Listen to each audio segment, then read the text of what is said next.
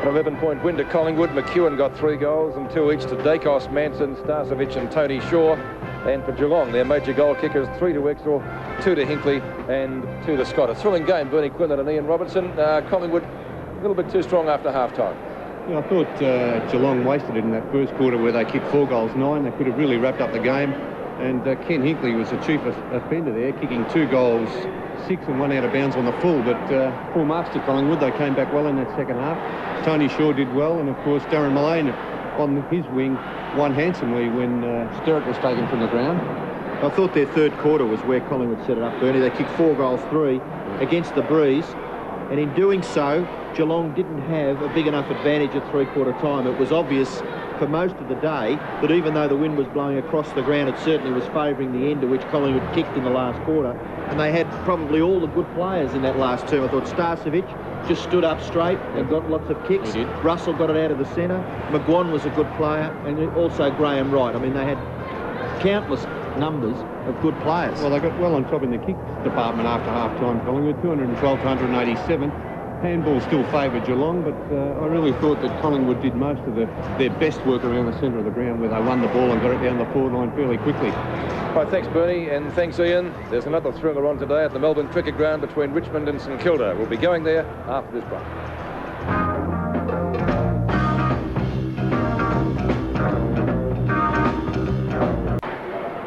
The other big game of the round today is at the MCG, Richmond and St Kilda. It's been a thriller all day, and let's go to our commentators now, Bruce Macavaney and Peter McKenna. Richmond leading by 20 points late in the final quarter. Balls, and very rarely does he waste a ball. Dale Waitman over the back. It's Kitski out of defence, finds Coughlin, and Lambert has taken Coughlin out of the game in this quarter. Good effort by Craig Lambert. Their hand pass was wide to Devonport. He's coming through the centre. He's looking for the hand pass further afield. He finds it to McNichol. McNichol up to Lowe. Oh, it's another mark. And he has been terrific, Stuart Lowe. As he was ridden to the ground, he's kicked 4, missed some sitters, but look at that. That's 12 marks, huge hands. He's kicked 5 goals, in fact, not 4. And going for goal number 6, and with Tony Lockett out, he set a fine example down on the forward line. Low, concentrating hard, directly in front, just a little stab at the ball, and he floats it through for a very easy goal, and maybe there's time for the Saints to come back. 17-20, Richmond, St Kilda 16-12.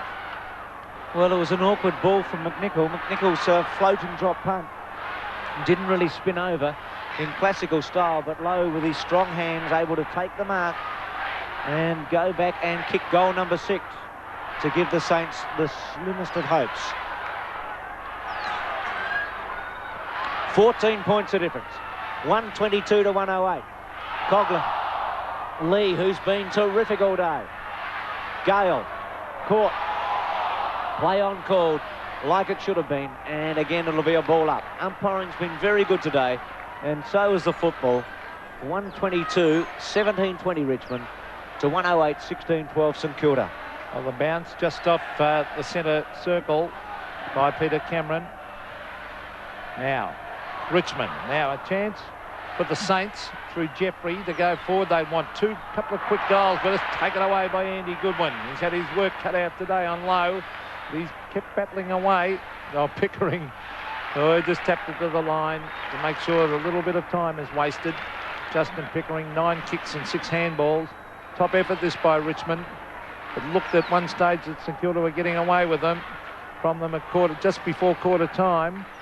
And Richmond have really fought back well. It's a free kick going the way of the Tigers. To Mark Lee, has battled hard all day. Justin Pickering sets it up for Gale, who really does mark well, Bruce, out in front, so as his opponent has got no chance of punching the ball away, and he had a very slow start to the game, but has eventually turned into a very good player. Just 21 years of age, one of 9 players in this Richmond team who are 21 or under. Well, Brendan Gale's kicked 1. Of course, his brother plays for Fitzroy Michael, and their father was an outstanding footballer in Tasmania. Now, Brendan Gale from 45 metres, a high drop punt. It's floating. It's another one to the Tigers, and they're home.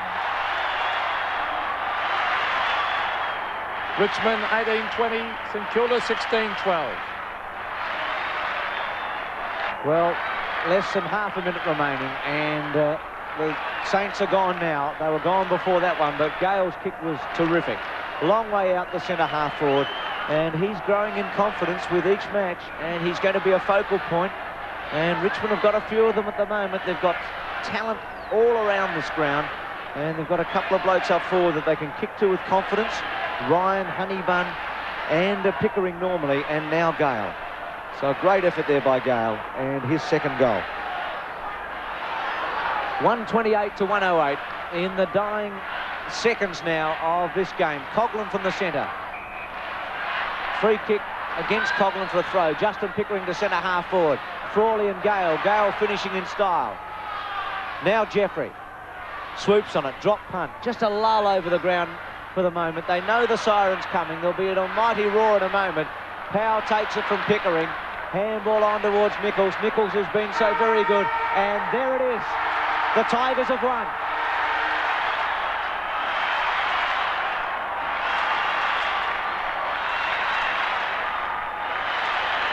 Richmond 18-20, 128 has defeated St Kilda 16-12, 108. A big and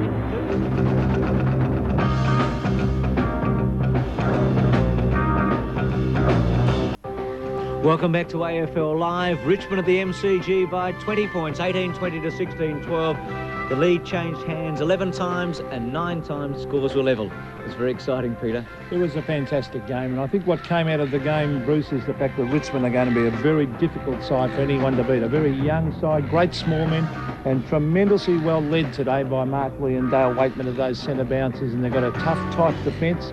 I was very, very impressed with them. And when they get Jeff Hogg back into that side, a recognised full forward will just top them off. And St Kilda were valiant. Stuart Lowe was great in a losing side, but overall Richmond a very impressive performance. Well, those stats told a tale because Richmond had 10 more scoring shots and they had more of the ball all round. So the final scores here, the Tigers winning their 5th game from their last 8 matches by 20 points in the end.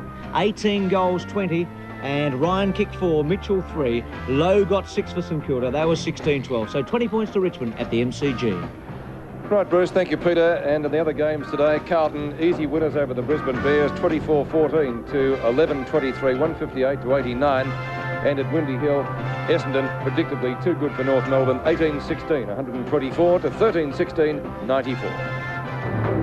Time now to check the CUB AFL Premiership Season League ladder. And the Bombers, of course, still on top, equal leaders with Collingwood and separated by a pretty handy percentage margin of just on 15%. Melbourne play tomorrow. The West Coast and Hawthorn still in the 5s and Kilda outside. But look at Richmond moving up now. They now have 20 points to their credit. Tomorrow we have 2 games to complete the round at the SCG at Sydney and Fitzroy. And Footscray plays Melbourne in a real blockbuster out at the Western Oval. SANFL today, 3/4 time. Port Adelaide far too good for Sturt. South Adelaide and North Adelaide 6-9 to 11-7. Glenelg and Central Districts.